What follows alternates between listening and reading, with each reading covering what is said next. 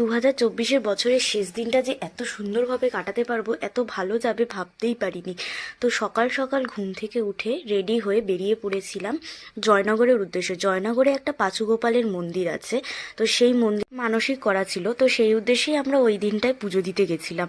আর মঙ্গলবার আর শনিবার দিন পাঁচুগোপালের মন্দিরে প্রচুর পরিমাণে ভিড় হয়। দেখো আমরা মন্দিরের মধ্যে প্রবেশ করে গেছি, আর আমার ভাইয়ের মানসিক ছিল যে গোপাল দিয়ে পুজো দেবে, সেই অনুযায়ী আমরা গোপাল দিয়ে পুজো করেছি। এটা হলো পঞ্চানন বাবার। এখানে দেখো চারিদিকে পুরো গোপালে গোপাল, সবাই তাদের সন্তানের জন্য মানসকামনা করে এখানে গোপাল দেয়। যাদের মেয়ে হয় তারা রাধা রানীকে দেয়।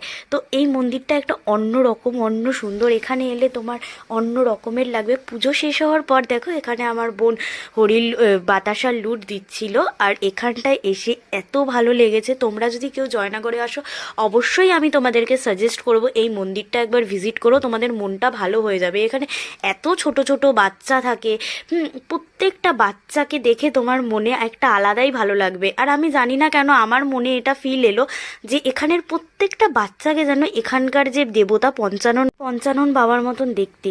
আর প্রত্যেকটা বাচ্চা এখানে একটুও কাঁদে না, খুব খুব ভালোভাবে থাকে। তোমরা অবশ্যই এই মন্দিরটা একবার এসো।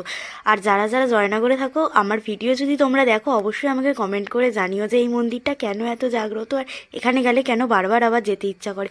টাটা, বাই বাই, দেখা হবে আরেকটা নতুন ভিডিওতে।